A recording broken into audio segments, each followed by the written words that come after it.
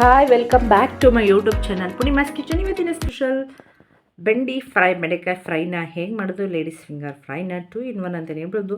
ಅನ್ನಕ್ಕಾಗಲಿ ಮತ್ತು ಚಪಾತಿಗಾಗಲಿ ತುಂಬಾ ಟೇಸ್ಟಿಯಾಗಿತ್ತು, ತುಂಬ ಈಸಿಯಾಗಿ ಮಾಡ್ಬೋದು. ಬನ್ನಿ, ಯಾರೆಲ್ಲ ನನ್ನ ಚಾನಲ್ ಆಗಿ ನೋಡ್ತಾ ಇದ್ದೀರಾ ಲೈಕ್ ಮಾಡಿ, ಸಬ್ಸ್ಕ್ರೈಬ್ ಮಾಡಿ, ಹಾಗೆ ಪಕ್ಕದಲ್ಲಿರೋ ಬೆಲ್ ಬಟನ್ ಮುತ್ತೋದಂತೂ ಮರಿಬೇಡಿ. ಅದಕ್ಕೆ ಬೆಂಡೆಕಾಯಿ ತಗೊಂಡಿದ್ದೀನಿ, ಚೆನ್ನಾಗಿ ತೊಳೆದು ಇದನ್ನು ಒರೆಸಿ ಒಂದು 1/4 kg ತಗೊಂಡಿದ್ದೀನಿ. ನಂತರ ಬೆಂಡೆಕಾಯಿನ ನೋಡಿ ಇಷ್ಟುದ್ದಕ್ಕೆ ಒಂದೊಂದು ಇಂಚಿಗೆ ಕಟ್ ಮಾಡಿ, ಯಾಕಂದರೆ ಇದರಲ್ಲಿ ಲೋಳೆ ಇರುತ್ತಲ್ವ, ಲೋಳೆ ಕಡಿಮೆ ಆಗಬೇಕು ಅಂದರೆ ಈ ರೀತಿ ಕಟ್ ಮಾಡ್ಕೊಳ್ಳಿ. ತುಂಬ ಸಣ್ಣಕ್ಕೆ ಹೆಚ್ಕೊಂಡ್ರೆ ಲೋಳೆ ಜಾಸ್ತಿ ಆಗುತ್ತೆ, ಉರಿಯೋದು ತುಂಬ ಕಷ್ಟ ಆಗುತ್ತೆ. ಈ ಥರ ಕಟ್ ಮಾಡೋದ್ರಿಂದ ಈ ಟಿಪ್ಸನ್ನು ಯೂಸ್ ಮಾಡಿ ಈ ಥರ ಕಟ್ ಮಾಡಿ ಒಂದು 5 ನಿಮಿಷ ಹಾಗೆ ಇಡೋಣ. ಅದಕ್ಕೆ ಅಚ್ಕಾರದ ಪುಡಿ ಒಂದು ಅರ್ಧ ಸ್ಪೂನಷ್ಟು, ಒಂದು 1/4 ಸ್ಪೂನಷ್ಟು ಅರಿಶಿನ ಪುಡಿ, ಮೇನ್ ಇಂಗ್ರೀಡಿಯೆಂಟ್ಸ್ ಇದನ್ನು ಹಾಕಿ ಒಂದು ಆ್ಯಡ್ ಮಾಡಿದ್ರೆ ಟೇಸ್ಟ್ ತುಂಬ ಚೆನ್ನಾಗಿರುತ್ತೆ ಅಂತ ಹೇಳಿದ್ನಲ್ಲ, ಅದು ಇದನ್ನು ಸ್ಕಿಪ್ ಮಾಡ್ದಂಗೆ ನೋಡಿ.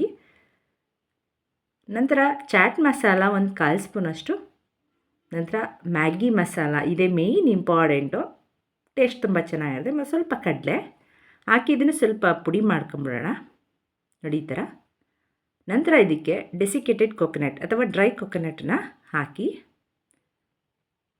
ನಂತರ ಇದನ್ನು ನೀರು ಹಾಕ್ದಂಗೆ ಈ ಥರ ಮಿಕ್ಸ್ ಮಾಡ್ಕೊಂಡ್ರೆ ಸಾಕು. ಮತ್ತು ಮಿಕ್ಸಿಯಲ್ಲಿ ಗ್ರೈಂಡ್ ಮಾಡಿ ನೋಡಿ ಈ ರೀತಿಗೆ ಮಸಾಲೆನ ರೆಡಿ ಮಾಡ್ಕೊಂಬಿಡೋಣ.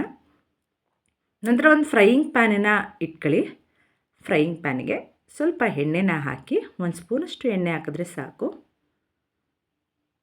ನಂತರ ಒಗ್ಗರಣೆಗೆ ಆ್ಯಸ್ ಯೂಶ್ವಲ್ ಏನೇನು ಹಾಕಬೇಕು ಅಂತ ಎಲ್ಲರಿಗೂ ಗೊತ್ತಿರುತ್ತೆ. ಆಮೇಲೆ ಬೆಂಡೆಕಾಯಿ ಯೂಸಸ್ ನಿಮ್ಗೆ ಆಲ್ಮೋಸ್ಟಲ್ಲಿ ಎಲ್ಲ ಗೊತ್ತಿರುತ್ತೆ. ಬೆಂಡೆಕಾಯಿ ಗೊಜ್ಜು ಸಾಂಬಾರು ಎಲ್ಲ ಮಾಡ್ಕೊಂಡು ತಿಂದಿರ್ತೀರ, ಈ ಥರ ಮಾಡ್ಕೊಂಡು ತಿಂದು ಒಂದ್ಸಲ ತುಂಬ ಚೆನ್ನಾಗಿರುತ್ತೆ. ಅದಕ್ಕೆ ಸ್ವಲ್ಪ ಹಿಂಗನ್ನು ಹಾಕ್ತಾಯಿದ್ದೀನಿ. ಹಿಂಗು, ಸಾಸಿವೆ, ಜೀರಿಗೆ, ಇದಕ್ಕೆ ಸಾಸಿವೆ ಸ್ಕಿಪ್ ಮಾಡ್ತಾಯಿದ್ದೀನಿ ಮತ್ತು ಜೀರಿಗೆನ ಹಾಕ್ತಾಯಿದ್ದೀನಿ.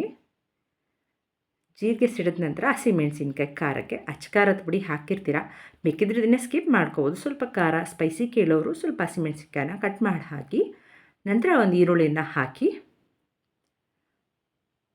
ಅನ್ನ ಮತ್ತು ಚಪಾತಿಗೆ ಎರಡಕ್ಕೂ ತುಂಬ ಚೆನ್ನಾಗಿರುತ್ತೆ. ಇಲ್ಲಾಂದರೆ ಹಾಗೇನೂ ಕೂಡ ತುಂಬ ಚೆನ್ನಾಗಿ ತಿನ್ಬೋದು. ಅಂದರೆ ಈ ಸೈಡ್ಸ್ ಡಿಶ್ ಆಗಿ ಯೂಸ್ ಮಾಡ್ಬೋದು ಇದನ್ನು, ಬೆಂಡೆಕಾಯಿ ಇದನ್ನು ಊಟದ ಜೊತೆಗೆ. ನಂತರ ಒಂದು ಈರುಳ್ಳಿ ಸಣ್ಣಕ್ಕೆ ಹೆಚ್ಚಿ ಹಾಕಿ, ಈರುಳ್ಳಿ ಹಸಿ ಸ್ಮೆಲ್ ಹೋಗೋ ತನಕ ಫ್ರೈ ಮಾಡಿ. ನಂತರ ಸ್ವಲ್ಪ ಶುಂಠಿ ಬೆಳ್ಳುಳ್ಳಿ ಪೇಸ್ಟನ್ನು ಹಾಕಿ ಚೆನ್ನಾಗಿ ಮಿಕ್ಸ್ ಮಾಡಿ, ನಂತರ ಬೆಂಡೆಕಾಯಿ ಕಟ್ ಮಾಡಿ ಇಟ್ಕೊಂಡಿರೋಂಥದ್ದನ್ನು ಹಾಕಿ, ಜೊತೆಗೆ ಅದನ್ನು ಕೂಡ ಫ್ರೈ ಮಾಡಿ ನೋಡಿ ಈ ಅದಾಗಿ ಬರೋ ತನಕ ಫ್ರೈ ಮಾಡಿ. ನಂತರ ಮಿಕ್ಸಿಲಿ ಮಾಡ್ಕೊಂಡು ಇಟ್ಕೊಂಡಿರೋಂಥ ಮಸಾಲೆನ ಇದಕ್ಕೆ ಹಾಕಿದ್ರೆ ನೋಡಿ ಬೆಂಡೆಕಾಯಿ ಡ್ರೈ ಫ್ರೈ ರೆಡಿ ಆಗುತ್ತೆ. ನಾನು ಹೇಳಿದ್ನಲ್ಲ ಆಗಲೇ ಚಪಾತಿ ಮತ್ತು ಅನ್ನಕ್ಕೆ ತುಂಬಾ ಕಾಂಬಿನೇಷನ್ ಚೆನ್ನಾಗಿರುತ್ತೆ.